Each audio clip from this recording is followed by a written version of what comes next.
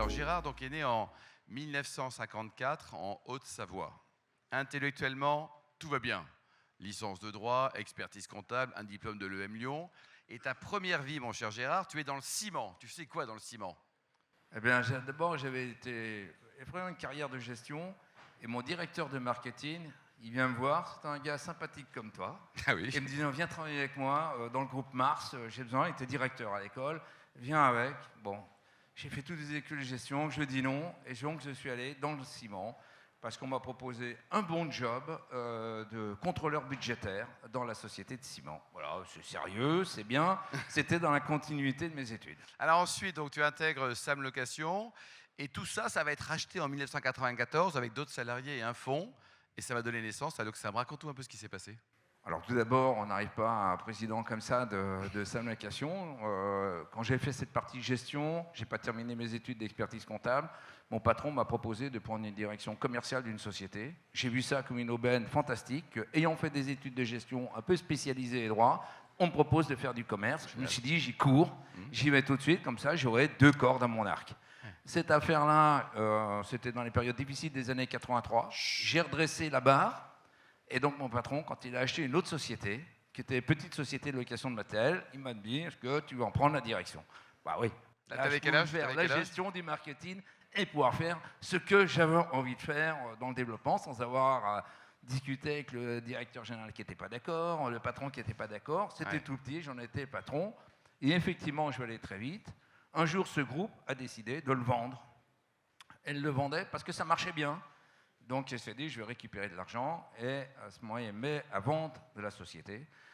Je me retrouvais quasiment au chômage parce que je me suis dit, il avait vendu à quelqu'un qui va y mettre son patron. Oui.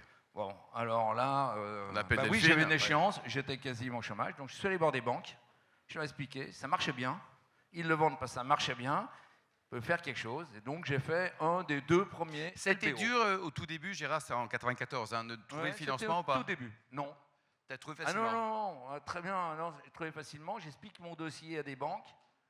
Il me dit, assieds-toi là. C'est la bread, non? Donne-nous 3 heures. Ouais. Il me donne 3 heures. Il me dit, on investit, mais à une condition, tu es mouillé avec nous. Donc tu mets ton pognon?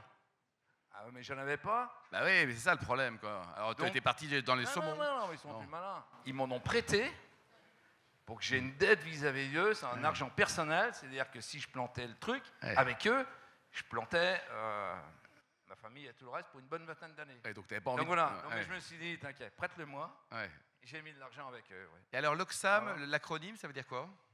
Alors au départ, c'était Société Armoricaine de Matériel. Voilà. C'est bien, surtout en Bretagne. Ben oui, parce que l'entreprise, elle est bretonne, elle a encore son siège en Bretagne. Je suis peut-être au Savoyard, mais je suis assez pour garder les racines, les miennes personnelles, celles de l'entreprise, c'est Lorient, en Bretagne. Société armoricaine, ça disait la SAM, mais je me suis dit, ça va être un peu compliqué, armoricaine, alsacienne, etc. Et à un moment donné, pour développer l'entreprise, donc un certain, dans le naming, j'ai dit, il faut qu'on change et qu'on appelle SAM Location, exactement dans l'idée que Novotel, c'est Novotel, tu sais ce que c'est quand tu as le nom. Donc Sam Location, les gens comprenaient ce qu'on faisait comme métier tous les jours sans avoir à l'expliquer. Et puis en grandissant un peu, on voulait passer à l'international. D'abord, je gênais un peu une entreprise qui s'appelait Sam Outillage en Auvergne. Comment ça nous dire Il fallait les racheter. Non, c'était pas notre métier. Non. Et puis à l'étranger, ça pouvait pas marcher. Sam, c'était trop court. Location, c'est location, ça veut rien dire. Écoutez, une fois que l'affaire est faite, ça paraît simple, mais on a pris un cabinet de naming qui nous a payé des gens pour trouver l'Oxam? Ouais, on n'y avait pas pensé, nous. Combien ils ont pris de pognon, ces gens? C'est pas grave, parce que ça a été d'une adhésion par le personnel incroyable de s'appeler Sam Location, l'Oxam. C'était un enthousiasme, c'était adopté par les clients. Tout de suite, on n'a eu aucun problème. Bon, donc l'investissement valait la peine. Alors aujourd'hui, mon cher Gérard, c'est 2,6 milliards d'euros de chiffre d'affaires. Tu nous rappelles les différents métiers de l'Oxam? Un métier. Un métier. Location de matériel. Ce qui a changé, c'est la nature de la clientèle. Au début, c'était les grosses entreprises de BTP qui externalisaient cette fonction. Puis ensuite, elle a été étendue aux entreprises de la construction bâtiment. Et maintenant, on va dire un peu plus, la moitié de notre chiffre, il se fait auprès d'autres industries. Parce que ça rentre dans l'externalisation des fonctions. La fonction matérielle, il faut acheter du matériel, il faut le réparer, il faut l'entretenir, il y a des normes. Les entreprises, quand ce n'est pas dans leur core business, ils font ça, ils externalisent, comme les restaurants d'entreprise, c'est plus, on ne prend plus quelqu'un pour le faire. C'est rentrer dans ce mouvement-là d'externalisation et on profite de ce trend. Maintenant, hors construction, industrie, l'événementiel, c'est là où on est un peu plus visible dans l'événementiel, puisqu'on y fait les Jeux Olympiques, on est un peu sur les Fashion Week, c'est très visible. C'est une toute petite partie de notre chiffre d'affaires, mais elle donne une visibilité à la marque. Comment marche le business en ce moment? Est-ce que parce que tu étais présent dans une trentaine de pays, c'est ça, Gérard? Alors, le business, actuellement, il y a un secteur de la construction résidentielle, c'est-à-dire le logement, qui n'a pas très bien. Alors, je rassure tout le monde, on se plaint beaucoup qu'en France, ça ne marche pas, mais vous savez, en Europe, tout marche pareil. Ça ne marche pas très bien le résidentiel en France, ça marche nulle part en Europe, d'une manière générale, un peu mieux sur les pays aujourd'hui d'Europe du Sud, parce que les pays d'Europe du Sud bénéficient du tourisme, donc il y a un peu de renouvellement là-dedans, sinon le résidentiel, qui est une grosse partie, ne va pas très bien, mais nulle part. En revanche, toujours beaucoup de travaux d'infrastructure, et depuis qu'on parle de réindustrialisation, que l'on parle de décarbonisation, on parle de data center à faire, on parle beaucoup de grosses industries. Donc il y a quand même des gros chantiers dans le non résidentiel, c'est-à-dire qu'il n'y a pas de logement, comme des hôpitaux, comme des data centers, qui se font, et qui viennent compenser la baisse d'activité. Donc dans quelque chose qui est à peu près flat, il y a des activités sous-jacentes qui se portent bien, et qui profitent quand même plutôt aux grosses entreprises de BTP en France, qui sont déjà les premières dans le monde, plutôt qu'aux petites entreprises qui n'ont pas accès à ces énormes chantiers de TGV qui se font dans les pays baltes, etc. Mais même dans les pays baltes, par exemple, les grosses entreprises qui travaillent là-bas sont des entreprises françaises. Et donc elles te suivent.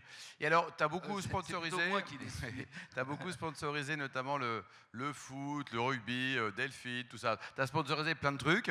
Ça donne quoi? C'est-à-dire que c'est pour travailler le tissu local, donner un coup de main, faire connaître la marque. C'est quoi les objectifs, Gérard? C'est jamais quelque chose qui est lié à ce que j'aime ou que j'aime pas. On a commencé par le foot parce que c'était du sponsoring, parce que nos clients, ça leur donne une couleur à la marque, ça évite de toujours parler de travail. On parle foot quand les gens se croisent, parce que c'est quand même une activité de relations humaines. Les mêmes entreprises voient nos mêmes chefs d'agence tous les jours pour venir chercher du matériel. Donc ça donnait l'occasion de parler d'autre chose. Donc le foot est un vecteur qui est reconnu facile par tous les hommes et nos clients. Et les femmes aussi, il ne faut pas oublier le foot féminin, mon ami. Depuis 98, incontestablement. Mais à l'époque, nos clients, c'était quand même plutôt des hommes, c'était plutôt des gens qui n'étaient pas des acheteurs. Donc on a commencé par le foot en sponsorisant l'équipe de Nantes. Et puis ensuite, on est passé au rugby. Et d'ailleurs, j'ai même sponsorisé ce monsieur. Ah, pourquoi? Tu as sponsorisé pourquoi, c'est vrai? Beaucoup. On sponsorise Brive, Lyon, Vannes, parce qu'on est à Lorient, Mont-de-Marsan. C'est pas une équipe, c'est un état d'esprit. On sponsorise le rugby. Voilà. C'est surtout ça. Et aujourd'hui, donc, il y a d'autres idées de sponsoring. Je ne sais pas, moi, un jeune patron du LETI qui veut faire le Vendée Globe, par exemple, qui a besoin un peu de pognon pour son bateau. Je vais être franc. On est en Bretagne. Dieu sait si j'en ai eu des demandes. Oui, c'est ça. C'est non. Pour l'instant, c'est non. Quoi. Pour l'instant, c'est non. Pour une mauvaise expérience, je veux dire, on a des anecdotes comme ça. Quand la Lyonnaise des Eaux, qui était même actionnaire de notre société, avait sponsorisé Kersozon, c'était quand même pas trop mal. Bien sûr. Il n'était pas sorti de la rade de Brest, c'était la risée de tous les concurrents. Tu t'es dit non. C'est quand même dangereux. En rugby, je ne me mets pas sur une équipe, comme ça, pour être tranquille. Je suis désolé donc non, mais c'est pas grave. Je peux le faire, ma petite entreprise. Et alors, le capital de l'entreprise, est-ce que tu fais partie de ces patrons qui aiment partager la valeur, mon cher Gérard? Parce que t'es génial, t'es formidable, t'es hyper sexy, tout ce que tu veux, mais est-ce que tu partages la valeur avec tes collaborateurs? Il y a eu plusieurs étapes. Dès le début, il y a eu beaucoup de partage avec le management qui m'a accompagné. L'entreprise était plus petite. Les managers sont venus, ça s'est bien passé. Puis ensuite, au fur et à mesure qu'ils quittent, j'arrive pas à les faire remplacer par les nouveaux parce que ceux qui quittent, ils sont plus riches que ceux qui arrivent. C'est un peu normal. Et puis on a eu un fonds qu'on avait fait, un FCPE, dès le début, qui était très important et qu'un jour, l'AMF nous a dit c'est pas possible, il n'y a pas assez de liquidité, il faut en sortir. Donc, on a vendu à un autre fonds d'investissement, c'est pas moi qui me trouve acquéreur. Et donc, après, je me dis, c'est pas possible, on a recommencé un FCPE, mais aujourd'hui, il est plus petit. Aujourd'hui, effectivement, je me trouve avec 85% du capital. 85% du capital. Mais moi, ça m'est complètement égal de pouvoir l'ouvrir. En ce moment, c'est un peu fade, mais il y a quand même des projets, effectivement, de redonner des actions. Après, il y a de l'intéressement, participation. Bien sûr, c'est quand l'entreprise gagne, tout le monde gagne. La gouvernance, comment c'est organisé? Est-ce que pour devenir PDG, il faut forcément être la fille ou le fils de Gérard? Est-ce que c'est naturel? C'est un droit du sang? C'est une dictature africaine? C'est quoi? Ouais. D'abord, j'ai toujours dit que le pouvoir, ça ne se donnait pas, ça se prend. Je le dis régulièrement à des collaborateurs, je le dis vraiment à des gens, ça ne donne pas, et je ne pense pas que ça soit quelqu'un qui doit choisir son successeur. Je ne demande jamais à quelqu'un de faire son plan de succession, parce que quand le problème se pose, il y a des enjeux qui se posent, il faut mettre la bonne personne pour les enjeux futurs, et pas quelqu'un qui met son adjoint automatiquement à sa place. Donc ça n'existe pas, il n'y en a pas, un problème, on l'étudie, des gens extérieurs, des gens intérieurs, on prend la meilleure partie. Et donc pour la suite, c'est comme ça que ça se passera. Effectivement, le capital sera représenté probablement par ma fille, une de mes deux filles, qui travaille dans l'entreprise, mais qui représentera le capital. Quant à la gestion, il y a beaucoup de cadres de bon niveau, la gestion continuera avec des cadres. Voilà, comme ça, le problème ne se posera pas de savoir si on peut ou peut pas. Le capital sera dissocié, ce qui n'est pas le cas aujourd'hui, puisque 40 ans dans la société. Est-ce que l'Oxam est à vendre? Demain, je viens avec un énorme chèque, mais énorme chèque. Est-ce que tu me vends la boîte? Non, je n'ai rien à Mais pourquoi? Avec un énorme chèque? Oui, mais j'ai pas besoin d'argent. Non, mais...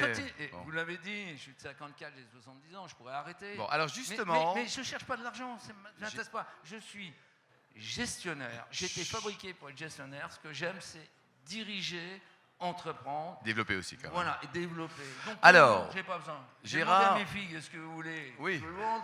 Non. Elles ont dit non. Elles n'ont pas besoin d'argent. Bon, alors, Gérard donc, aussi... on veut garder une entreprise française qui a démarré en Bretagne, qui a toute une histoire et qui plaît à tout le monde. Voilà, elle sera peut-être vendue, mais pas par moi. Pas par toi. Alors, après, Gérard, bon, tu rappelais ton âge, 70 ans, tu es aussi un start-upper. Tu es un start-upper dans un métier qu'on adore ici. Ouais, alors... Tu es un futur néo-vigneron, ouais, il faut le dire. J'espère. Là, c'est un projet. Il faut que je quitte l'entreprise, il faut que je m'intéresse à autre chose, il faut que je me passionne pour autre chose et j'essaye de trouver quelque chose qui soit différent et repartant de zéro. Voilà. Moi, ma vie, elle est faite, mais donc je n'essaye pas de reprendre. Donc je me dis, je repars de zéro, là où il n'y a rien, on défriche pour faire une ville, il n'y a pas de nom, il n'y a pas de marque, il n'y a pas de chaîne. Donc là, tu as la pêche. Ben, j'ai la pêche un peu moins quand j'ai affaire à l'administration qui me donne le permis. Et qui le refuse au maire de me l'avoir donné parce qu'il serait soi-disant un peu trop grand pour le nombre d'hectares. Et donc je suis bloqué. Je leur ai expliqué que j'ai 71 ans, je ne vais pas attendre éternellement pour me lancer. Et j'attends. Mais je l'ai le permis, hein. Je l'ai, mais c'est compliqué. Il y a une administration qui a attaqué la mairie, soi-disant parce qu'elle m'a donné le permis. Bon, allez, ça va se résoudre. En tout cas, demain... J'espère bien, ouais. J'en ai vu d'autres dans la vie. Ouais, tu lâches pas, de toute façon. Non. Bon.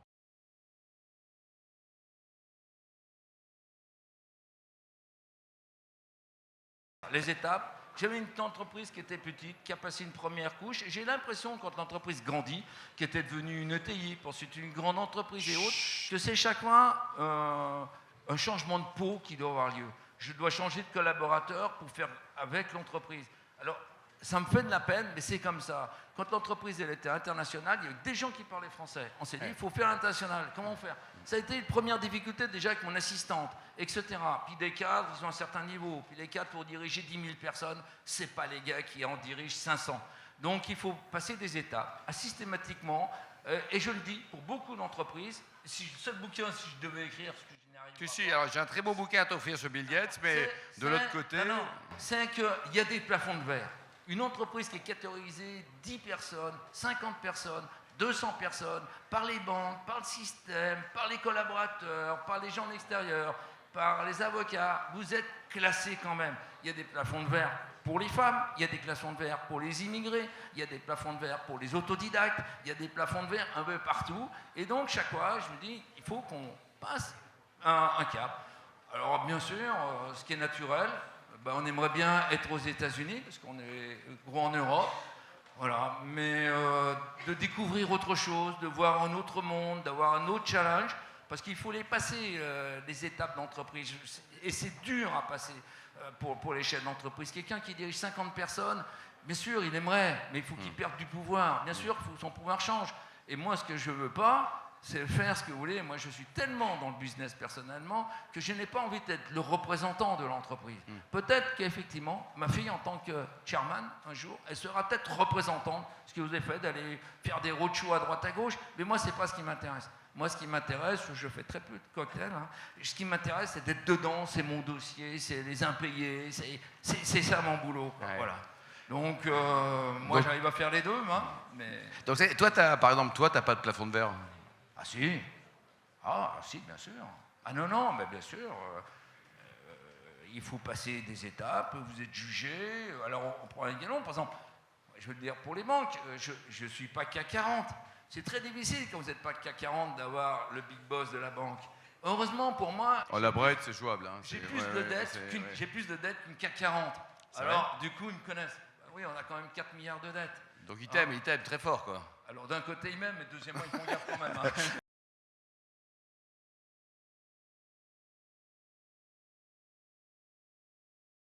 Non, j'ai pas eu d'échec, c'est une série de challenges. T'as eu aucun échec, Gérard? Non, mais j'ai eu en plein 40 d'échecs. Ah bon, Un jour, j'ai fait une conférence pour expliquer toutes les difficultés auxquelles j'ai eu à faire face. Mais je ne considère pas échec. Des challenges de cadres qui peuvent quitter, de clients qui ne vous payent pas ou qui vous déréférencent, de cyberattaques qu'il y a dans l'entreprise. Il y en a tout le temps, tout le temps. Et on se construit que, oui, il y aura des difficultés. Oui, les choses ne sont pas si faciles. J'aimerais ne pas avoir d'ennui. Mais j'en ai eu tout le temps, des crises économiques, de l'inflation, des taux d'intérêt, des clients qui payent, des banques qui vous refusent un emprunt alors que vous avez réglé des problèmes. Tout le temps. Mais j'ai chaque fois pris un peu comme un challenge. C'est des micro-échecs sur lesquels on arrive à se relever. Par contre, quand on a un vrai échec, un dépôt de bilan, c'est majeur, ça vous tue. Voilà, il y a des échecs qui ne vous tuent pas. Et j'ai plutôt veillé à faire face. J'ai peut-être pas pris assez de risques. Hein, non, mais c'est bon. Ouais. J'ai pris beaucoup de risques, mais des petits risques.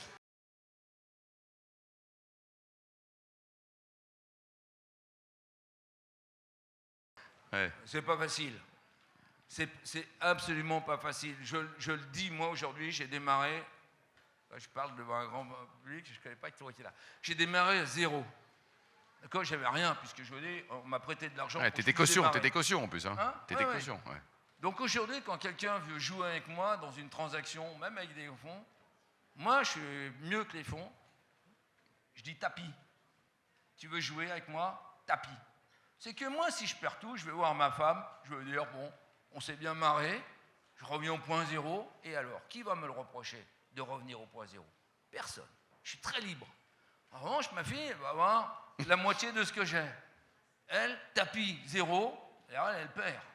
Donc toute la dimension, je ne peux pas me mettre à sa place, elle ne peut pas se mettre à la mienne, elle ne pourra jamais gérer comme moi.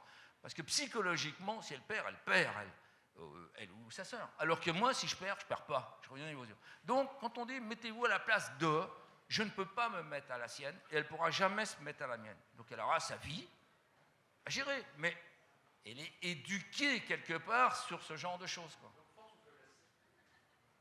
Bon, j'aurais tendance à dire, vu ce que j'ai réussi, oui. C'est plutôt difficile pour elle. Hein. Et ça pourrait être plutôt frustrant. Hein. Il ne faut pas se mettre sur ce truc-là. Hein. Faut qu'elle trouve un dérivatif. Il ne faut pas qu'elle soit dans la comparaison. Il faut qu'elle fasse autre chose. Et pas challenger ça. Dans la vie, il y a plein d'autres choses. Voilà. Elle peut être très heureuse de ses enfants, elle peut être très heureuse de son sport. Voilà. Il faut qu'elle trouve elle-même. Bon, Gérard, tu te bonifies au fil du temps.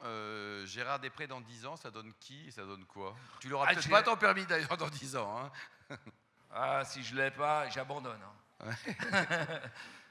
Non, j'espère arriver à partir de zéro dans ma façon de travailler ce domaine viticole, c'est-à-dire que j'essaye de m'entourer, comme je le fais d'entreprise, de bons professionnels. Je ne pars pas à zéro comme quelqu'un qui a 20 ans pour créer un vignoble. Je pars avec des moyens, mais je ne veux pas me comparer à eux et je n'essaye pas de me battre avec eux. J'ai un très bon oenologue, je prends du bon personnel, j'ai une bonne boîte de marketing, je sais ce que c'est que la digitalisation, je sais où se trouve le Japon, je ne pars pas avec les mêmes outils, donc je ne me compare pas. Bon, moi, c'est juste réussir, partant de zéro, d'arriver... Et dans un métier que tu ne connais pas en plus. Hein. Et dans un métier que je ne connais pas. Alors d'abord, il est où ton vignoble, sauf si tu ne veux pas le dire, et deuxièmement, quel est le nom? Parce que je suis désolé, mais la base du marketing, c'est quand même de citer le nom de ton pinard, non? Alors, il se trouve en Provence. D'accord. Mais je vais je vais faire du rosé parce que c'est obligatoire, m'a expliqué mon voisin de Château d'Esclans. Il m'a dit, tu ne peux pas faire de rosé quand tu es en Provence parce que sinon personne ne comprend. Il y a des conseils. Je demande aussi, je rencontre un peu des gens. Donc, je vais faire rouge et du blanc. Voilà. Et le nom de la société, ça sera le nom du lieu-dit qui est sur place. Et comme on ne sait pas où c'est? Eh bien, je vous ai dit, sur la commune de La Motte. Château-la-Motte. Château d'Esclans. Non, ça pourrait s'appeler Château-la-Motte. Je crois qu'il y en a déjà un à Bordeaux. Hein, oui. Non, il y a Château-la-Motte, il n'y a pas Château-la-Motte. Ouais. Mais voilà, à côté de Roselyne. Non, j'ai des bons challengers, hein. quoi. Ouais, c'est non, okay. faut que Bon, voilà. Donc, c'est quand même un grand moment qu'on vient de vivre ensemble grâce à toi, Gérard. Il est génial et on l'applaudit chaleureusement et on passe à table. Merci.